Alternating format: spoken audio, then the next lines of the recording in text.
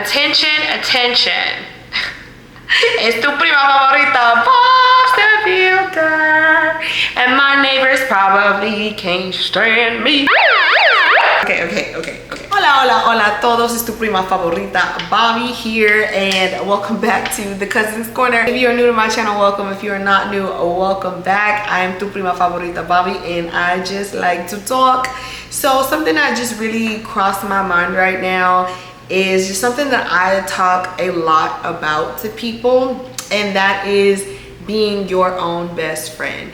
I want to do a more in-depth, thought out video further down the line about this, but it was just really on my mind, so I just wanted to come and talk about it. For those of you who don't really understand what that means or what that concept means, it means that exactly what it sounds like, right? Being your own best friend, becoming your own best friend.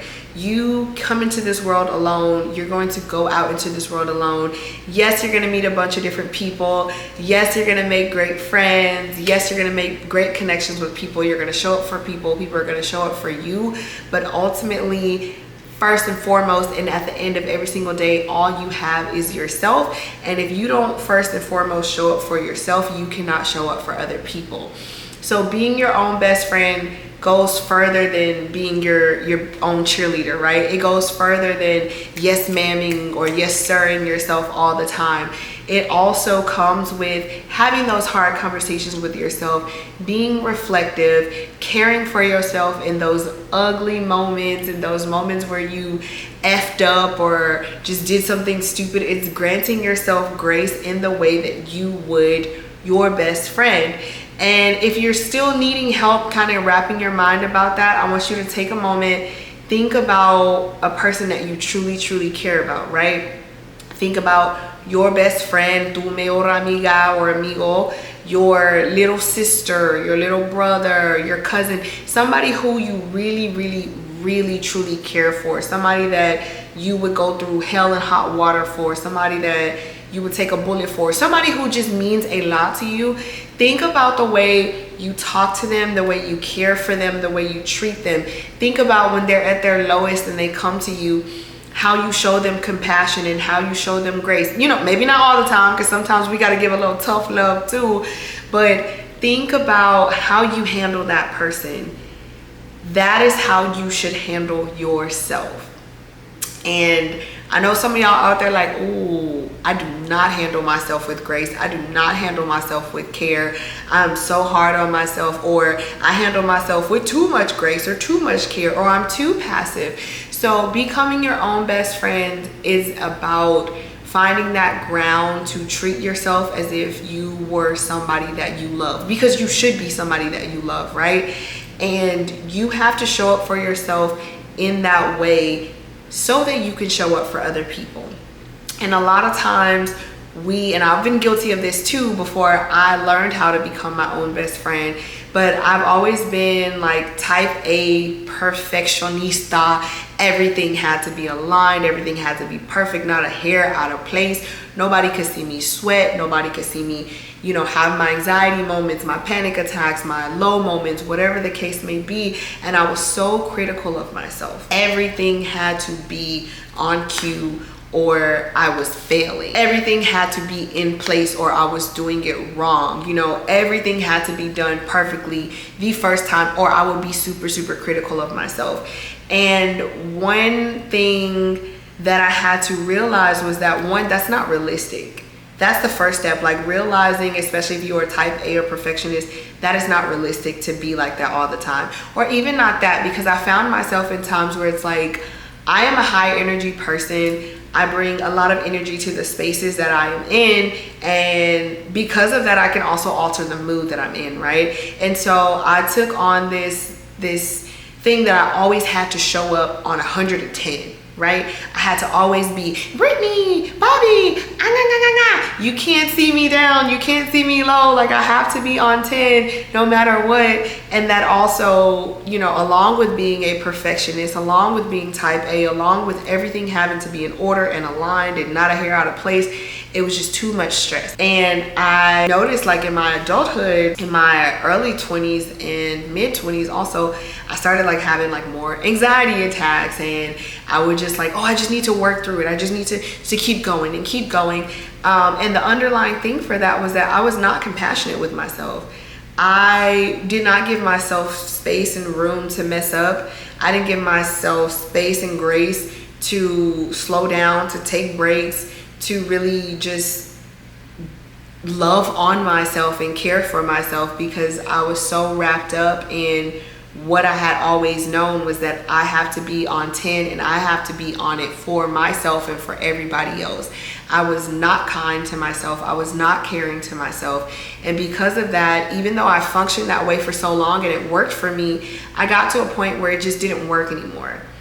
Throwing myself into work didn't work anymore. Pushing down my feelings, not asking for help, none of that worked anymore.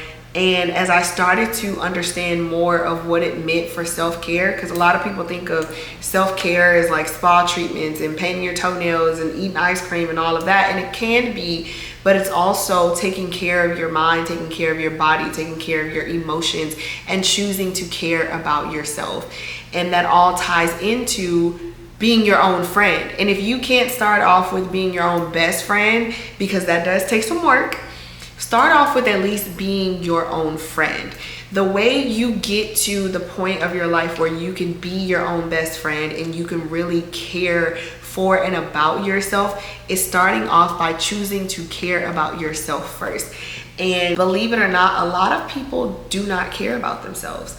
A lot of people do not think about themselves as a whole and human being. Like sometimes you have to step outside of yourself and view yourself as a completely different person and choose to care about that person.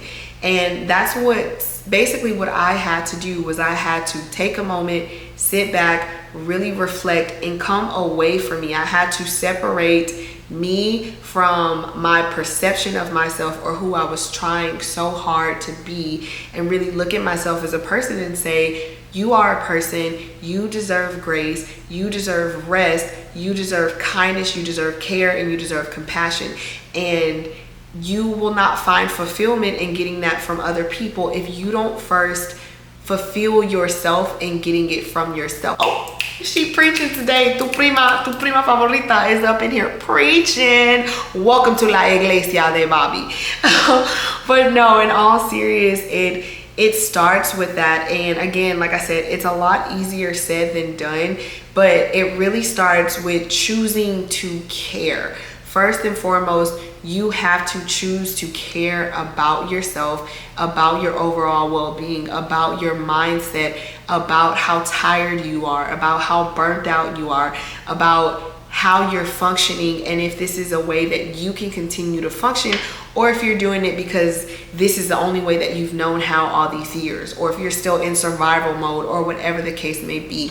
Becoming your own best friend starts with choosing to care. Maybe I'll make a series out of this or something, so because I could talk about this all day long, but I just really wanted to stress the importance of choosing to care about yourself as if you were caring about another person, because that is where it starts. Looking at yourself as this whole human being who deserves love and grace and compassion. And sometimes, yeah, you still have to talk sternly to yourself. Sometimes I still have to get on me about things that I do and decisions that I make. Like, becoming your own best friend doesn't mean becoming lenient with yourself. It doesn't mean that you are excusing yourself to make mistakes and do stupid things and choosing to just run amok. No, it means that when I do make those mistakes, I am still going to handle myself in a way that I would handle someone that I love.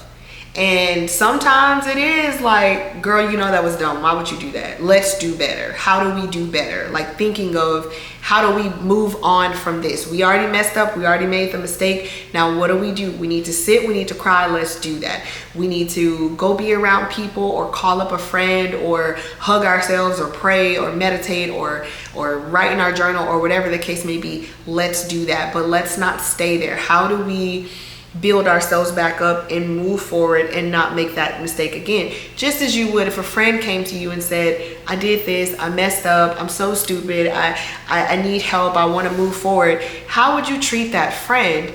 treat yourself with that same kindness and that same regard. That is how you start becoming your own best friend.